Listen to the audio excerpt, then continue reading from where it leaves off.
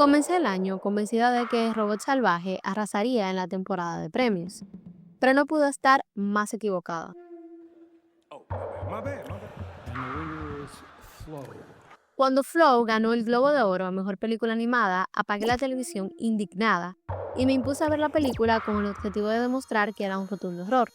Pero también me equivoqué en eso. Flow volvió a poner sobre la mesa que la animación no solo son dibujos para niños, como todavía piensa mucha gente, sino que es un género capaz de contar historias con el mismo nivel de profundidad que el cine convencional. No necesitó de una animación espectacular y revolucionaria, de música impactante, de colores vibrantes, voces audaces, ni siquiera de diálogos. Y el pasado puede doler, pero según lo veo, puedes o leer o aprender. Su belleza está en la simpleza y en la esencia natural de los personajes. No obstante, me gustaría resaltar que parte de la genialidad de esta película es que cuenta una historia bastante madura haciendo uso de cosas aparentemente infantiles y por tanto no serios, como la animación y la fábula, uno de los géneros literarios más utilizados en los cuentos infantiles. Y sí, Flow es una película con características fabulísticas.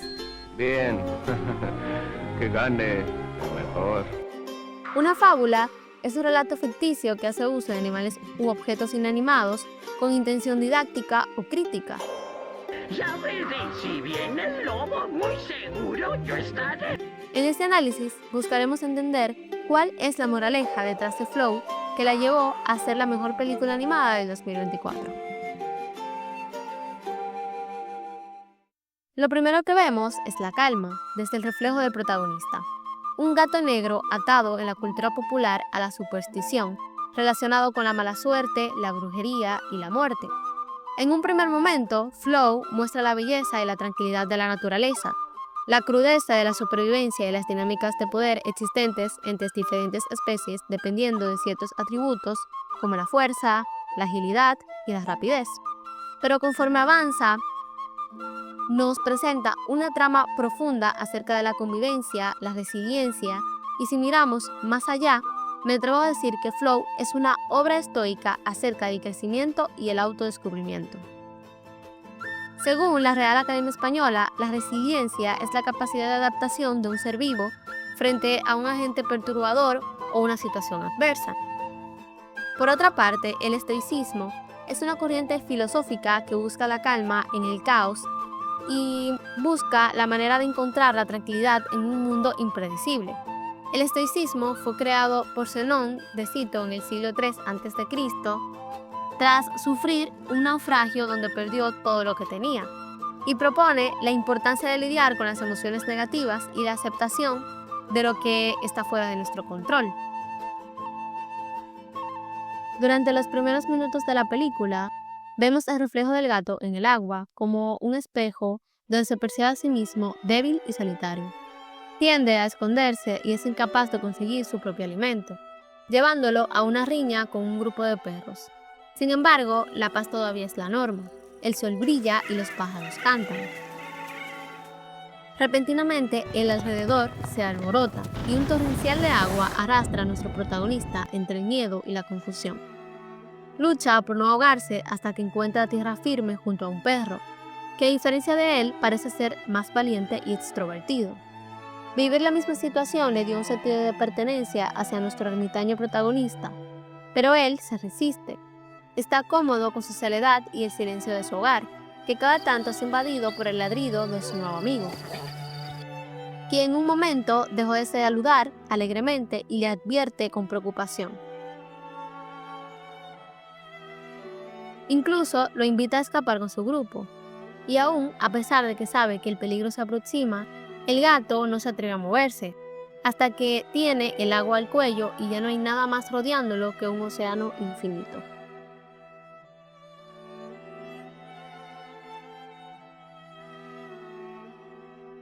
Las estatuas, a su imagen y semejanza, cada vez más grandes, mientras van quedando sumergidas, ejemplifican esta interpretación. El vínculo entre el perro y el gato puede parecer insignificante, pero tiene a la par dos enseñanzas importantes. La primera, desde la perspectiva del perro, destaca el saber soltar o saber irse. Y la segunda, desde el punto de vista del gato, subraya la frase "déjate ayudar". Se escucha fácil, pero no lo es. El perro entiende que por más cariño que sienta no puede quedarse porque está en peligro, y el gato, aunque pueda percibir el riesgo, el miedo y la duda no lo deja tomar la decisión de embarcarse junto a los demás. Me parece curioso que la humanidad esté representada como una figura ausente mediante una infraestructura inmensa y gloriosa, pero abandonada, dando señales de la existencia de una civilización poderosa, pero que aún así sucumbió ante el cambio y el tiempo. Con esto, Flow nos dice que la decadencia es inevitable y que tenemos que aprender a vivir con eso. Aceptar nuestro lugar y reconocer que somos parte insignificante de un sistema y que nuestra opción más óptima es vivir nuestra corta vida lo más feliz posible. Las olas del tiempo se lo tragarán todo eventualmente y no debemos permitir que la amargura o el miedo nos aparten, nos vuelvan piedra, inmóviles y abandonados como estatuas destinados a ser arropados por la corriente. Además de eso, esta escena me hizo ser más consciente de que existimos en un mundo dinámico y que no podemos esperar a que nuestra zona de confort sea eterna. Dependemos de nuestra capacidad para adaptarnos y si no, en algún momento, aunque el miedo sea inmenso, el entorno nos empujará y el cambio se impondrá a la fuerza. El capibara representa un arquetipo que todos hemos tenido presente en algún momento en nuestras vidas. Esa figura mentora que nos rescata cuando pensamos que ya no queda nada más por hacer. Su madurez aporta confianza y es cálida. Llega en un barco velero justo a tiempo. Pero la reacción del gato expresa incomodidad y terror. Sin embargo, es ahí cuando comienza un viaje que lo llevará a convivir con el entorno del cual se esconde, superar sus miedos y crecer.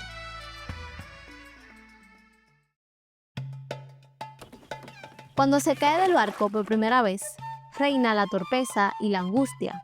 No encuentra la forma de subir de nuevo y acto seguido se rinde. Deja de nadar y flota en medio de la oscuridad hacia la muerte, cuando de repente es rescatado por un animal marino que lo lleva de nuevo a la superficie. Con esta escena, Flow da los primeros indicios de otra enseñanza que se desarrollará más adelante, la aceptación de la muerte y la muerte no como una pérdida, sino como el fin de un viaje.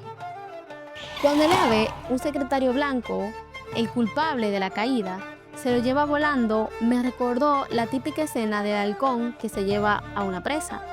Sin embargo, lo que vemos es una curiosa representación del efecto mariposa, un concepto que describe cómo pequeñas variaciones en un sistema caótico pueden generar resultados diferentes. ¿A dónde hubiera parado el gato si el ave no lo hubiera elevado por los cielos y luego soltado específicamente para que cayera de nuevo en el velero? ¿Solo? Con un animal marino que en cualquier momento volvería a las profundidades. Esta escena me acuerda a una frase católica bastante popular: los caminos del Señor son perfectos. Pero esta solo responde a una realidad. Las cosas pasan por algo y quizás el camino más fácil no es el que te llevará a donde quieres. El hecho de que sean especies diferentes también tiene peso. Representa las diferencias naturales de todos los individuos y cómo éstas son capaces de alinearse para convivir. El capibara parece tener un entendimiento más profundo de lo que pasa, representa la sabiduría. No solo es el primero en buscar alimento, sino que además de rescatar al gato, conforme sube el nivel del agua, toma las pertenencias del lemur, que es territorial y codicioso, para obligarlo a subir al barco. Lo invita, tal como hizo el perro con el gato, sin embargo, el resultado es otro. El lemur, a diferencia del gato, tuvo la perspicacia y entendió que no tenía otra alternativa que dejar su refugio y sus otras pertenencias atrás. Su mirada, mientras el velero se aleja, expresa pérdida y tristeza, pero lo acepta porque es necesario. Esto me hizo pensar en qué es aquello que nos llevamos cuando dejamos nuestro hogar. ¿Valió la pena para el lemur almacenar tantos objetos para que al final tenga que dejarlos abandonados?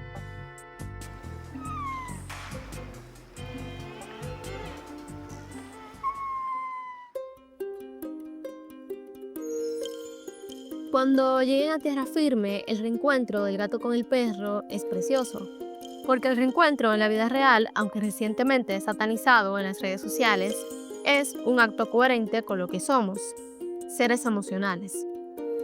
Sí, es difícil dejar a alguien y mucho más complicado verlo irse, pero la separación, aunque no lo parezca, es necesaria y será el destino, ese efecto mariposa, ese camino perfecto, quien nos unirá nuevamente si es que nos conviene.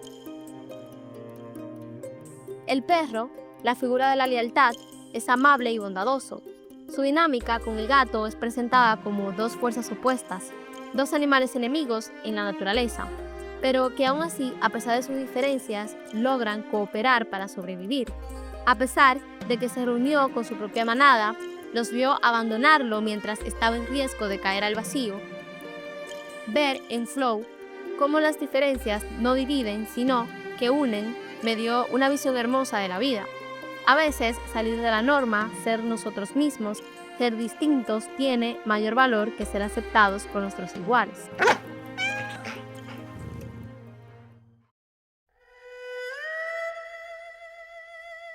El gato está hambriento y todavía no puede cazar. La escena donde el ave intenta darle alimento y es rechazado por la manada es un recordatorio de que en la vida podemos estar rodeados de gente que sea un obstáculo y que nos rechacen. El primer impulso del gato es huir desesperadamente, como lo ha hecho desde que comenzó la película. Huye del conflicto, del problema, hasta que el camino se acaba y el problema no enfrentado lo alcanza. El secretario blanco es la figura del guía, que al contrario de la sabiduría que representa el capibara, actúa más como un mártir, siempre sacrificándose como una madre por el bienestar de los demás. Y nos muestra un personaje que tiene unas convicciones claras.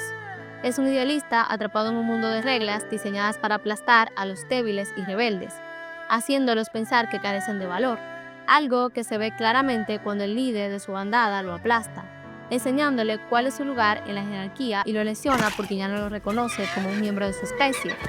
Prefiere que muera solo y renegado y rechazado de los suyos para que su mal no se propague, lo cual le provoca un vacío profundo y vasto como el océano que se ve obligado a navegar.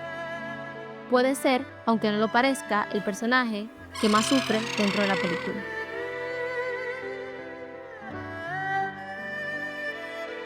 La escena del enfrentamiento es mi favorita, primero porque enseña el valor de luchar por aquellos que creemos correcto, y aunque el ave es aplastada, pierde su capacidad de volar y es abandonada por sus iguales, ganó algo más valioso.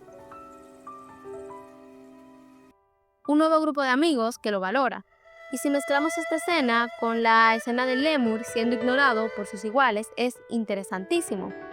Cuando somos excluidos por los grupos a los que creemos pertenecer, es algo que duele.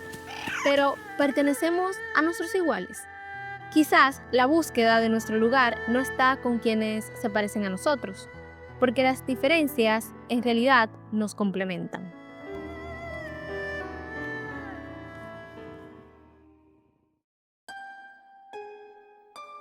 El gato imagina que se encuentra en medio de una manada de ciervos que caminan en círculos, atrapado entre el sonar de las pisadas y el agua que se avecina hacia él. Se ha difundido en internet que esto ocurre como señal premonitoria de que algo malo ocurrirá. Pero es bien sabido, y creo que es la intención en este caso, que ciertos animales giran en círculos cuando están sometidos al estrés o el confinamiento por un fenómeno llamado estereotipia. Patrones de comportamientos repetitivos e invariables que no tienen un objetivo y que debido a un fenómeno que ha sido denominado como zoocosis, en animales de pastoreo el comportamiento se suele contagiar a la manada. Algo similar ocurre con el ciclón de renos, donde estos corren en espiral cuando se sienten amenazados para confundir a sus depredadores. El hecho de que ocurra en la imaginación del gato es valioso, porque establece el trauma que siente cuando su mayor miedo, el agua, se convirtió en una amenaza constante viniendo hacia él de repente. Durante una pelea, el gato es empujado cayendo al agua. Lucha desesperadamente por subir al barco. El capibara, que ya tiene la experiencia y sabiduría necesaria, se lo toma con calma. En este proceso, el gato aprende del capibara a abordar las circunstancias con entereza. Ahora no está en medio de ciervos girando en círculos, sino en medio de un remolino de peces, a los cuales era incapaz de acercarse, aunque esté hambriento. Este evento impulsó al gato a crecer y a perder el miedo. Ahora es mucho más seguro y relajado. Puede saltar al agua voluntariamente para cazar, y es gracioso cómo el ave incluso se sorprende. Ahora puede subir al barco, cosa que no podía hacer antes. Y se invierten los papeles. Él es el capaz de dar alimento a quien en algún momento intentó dárselo.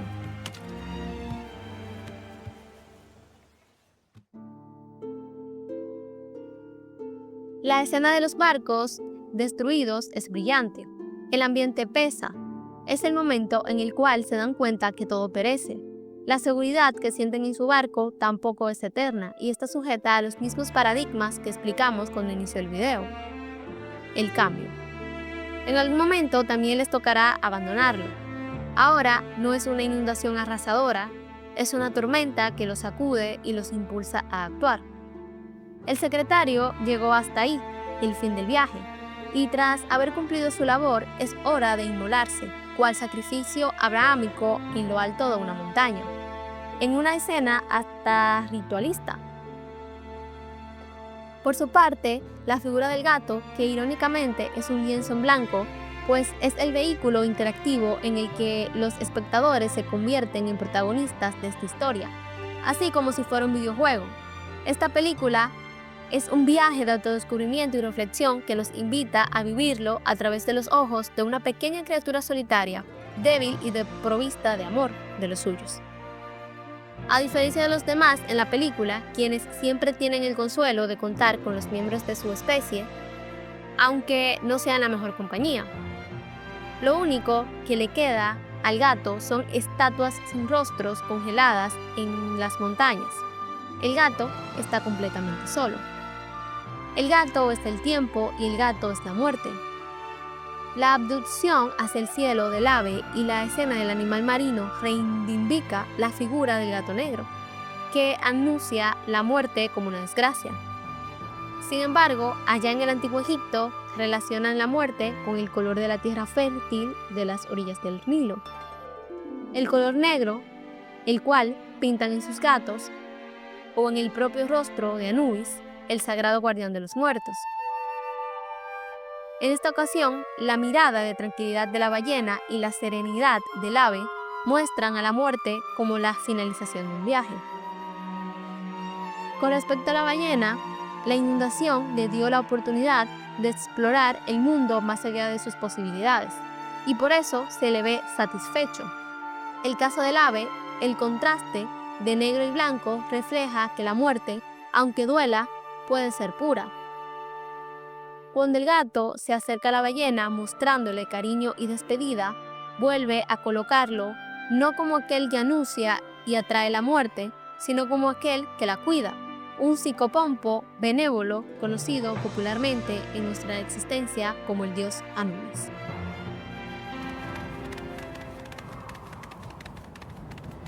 El gato nuevamente se ha hundido, solo que ahora, en vez de ser rescatado, logra nadar hasta ponerse a salvo.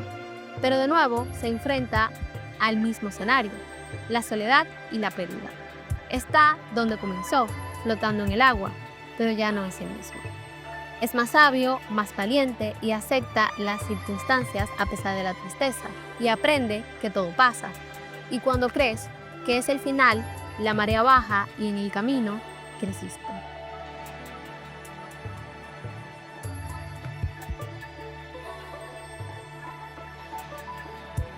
La escena del gato corriendo atrás de los ciervos es hermosa porque establece el punto en el cual todo inició, pero las circunstancias no son las mismas. Ahora no está solo, y al volver a ver su reflejo en el agua como al principio de la película, sabe que no es el mismo y que cambió.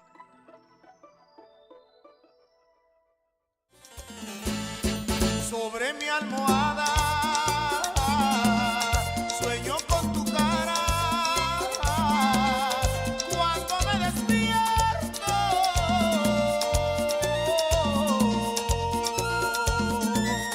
ya no encuentro nada.